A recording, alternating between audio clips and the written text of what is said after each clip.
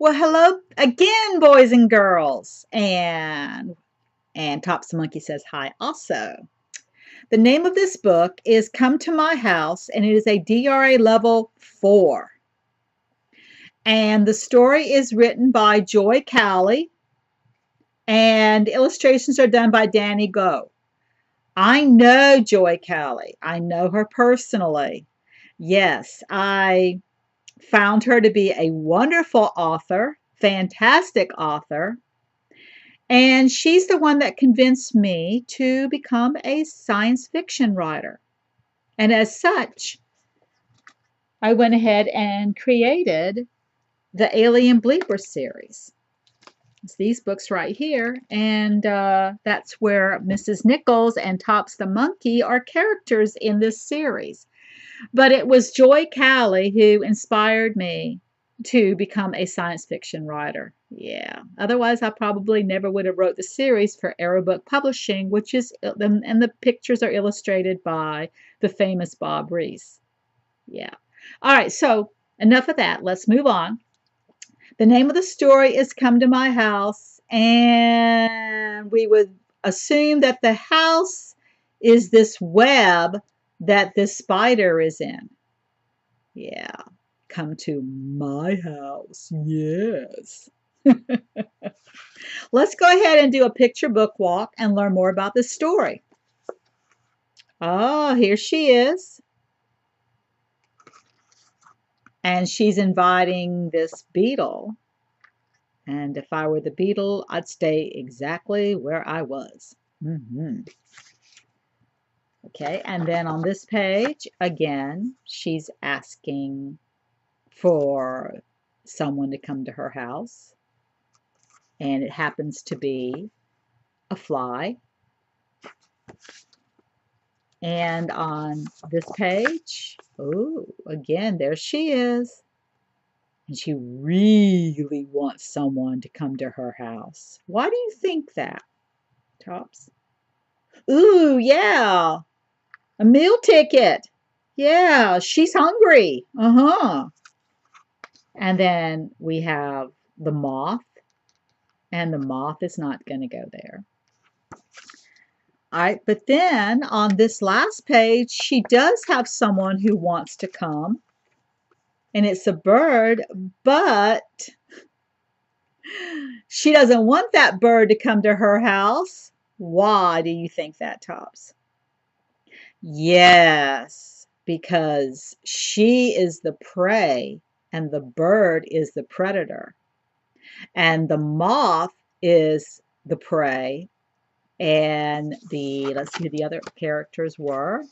The fly and the beetle were also prey for the spider, who happened to be the predator. That's right. All right, so it's like everybody is the prey or the predator in this story. So the bird is the predator for the spider, and the other insects that you saw were prey to the spider, as the spider was the predator. Yeah.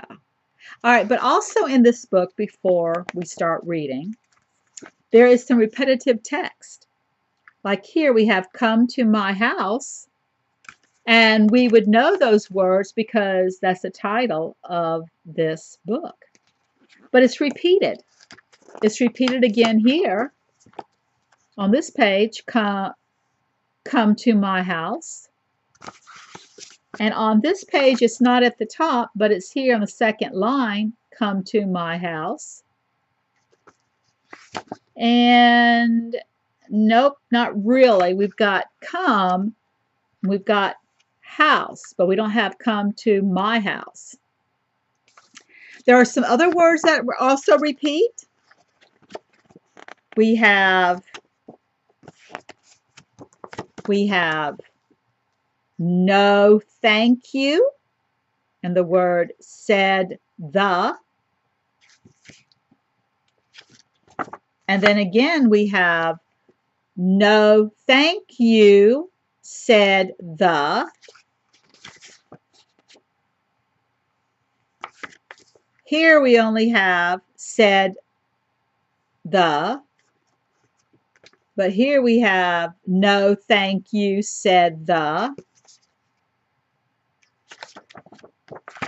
And then she ends up saying it, the spider does, no, thank you, said the. All right, so here we've looked at the pictures to figure out the characters. That was picture clues. We've also done, of course, the picture book walk that helped us to know these picture clues. And now we discussed repetitive text. We had a lot of words that repeated. That's what makes this book fun to read, because there's not like a lot of new words.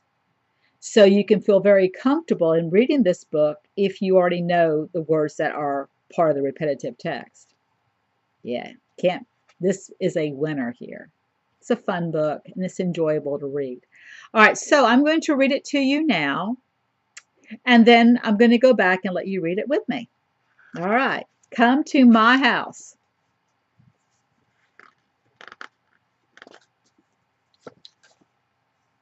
Come to my house, said the spider. No, thank you, said the beetle.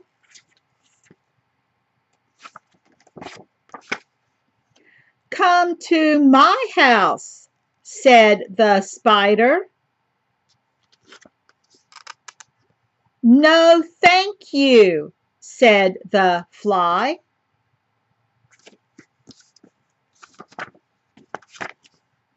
Please, please, come to my house, said the spider.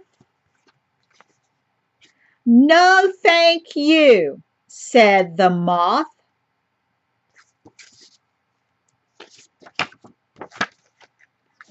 I will come to your house, the bird said.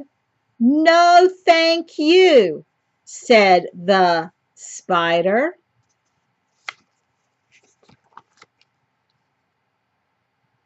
Now let's go back and read it for fun. Come to my house. Now, before we read, okay, I gotta tell you something. Before we read, we need to remember the events that take place in this story, because when we read it together at this time, we're going to go back. I'm going to teach you how to use the 4-finger retelling method. 4 fingers. I'm going to show you how to do that. Okay? Very important. All right, so pay attention as you read.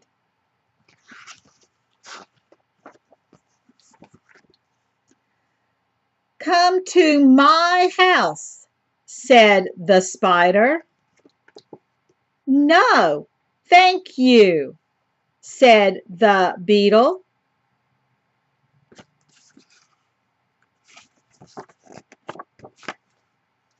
Come to my house, said the spider. No, thank you, said the fly.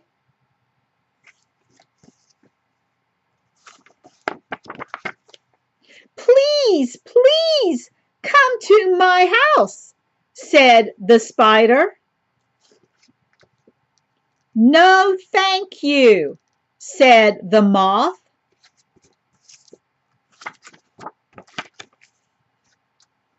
I will come to your house, the bird said. No, thank you, said the spider.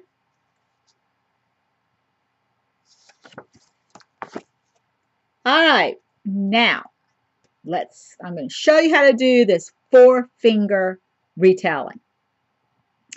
The pointer finger, see, this is going to go all right. The pointer finger is beginning, and your middle finger and your ring finger are events that take place in the middle, and then your pinky is what takes place at the end. Now, boys and girls, it's getting a little bit itchy here.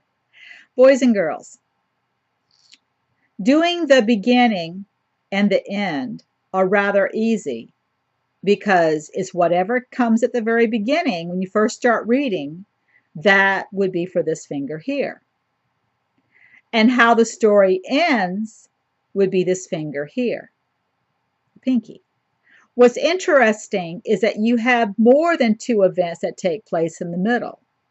But when you're doing a finger retelling, you only need to worry about 2 events. You only have to remember 2 events instead of all of them because you're learning how to retell. And sometimes it can be very difficult when you are doing this orally. All right, so let's go ahead and get started. At the beginning of the story, and as I open up the book, the spider is asking the beetle to come to her house. So that would mean that for the 4 fingers, at the beginning, the spider was asking the beetle to come to her house. That's the first event that took place. Now we need to choose what 2 events we want to use for the middle. So we would have the spider inviting the fly,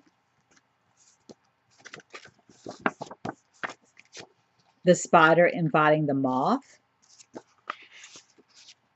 Ooh, but guess what, boys and girls?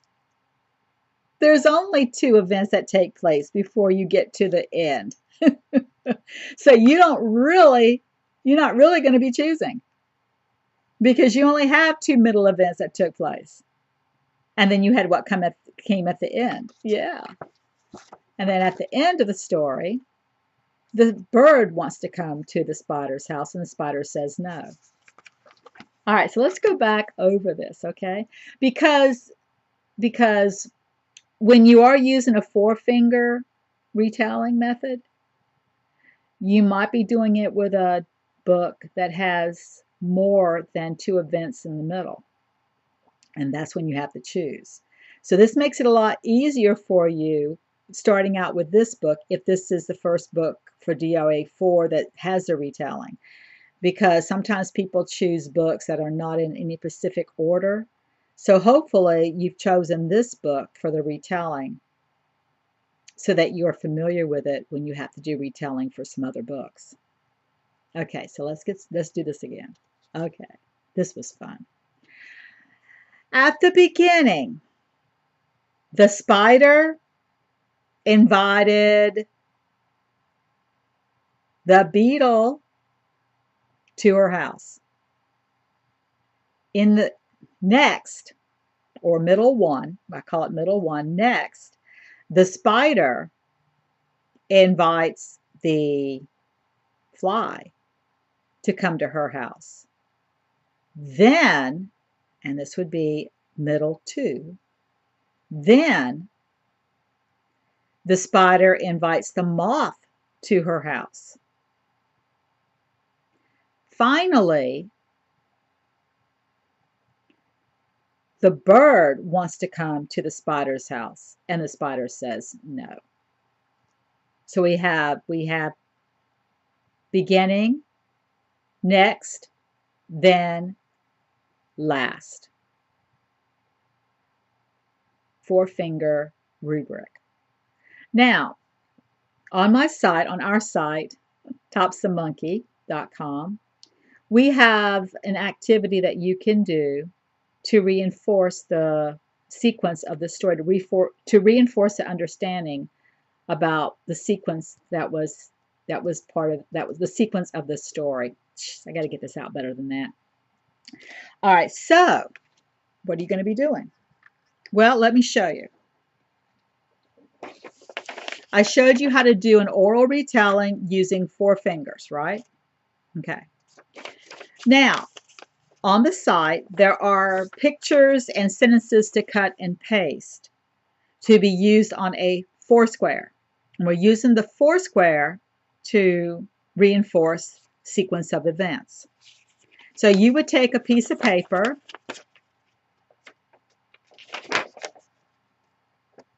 piece of paper, And you would do a hamburger bun fold, and then you would do a second hamburger bun fold. Then you would open it up, draw a box in the middle. This is where the title of the story is going to go. And then you would number your boxes 1, 2, 3, and 4. 1, 2, 3, and 4.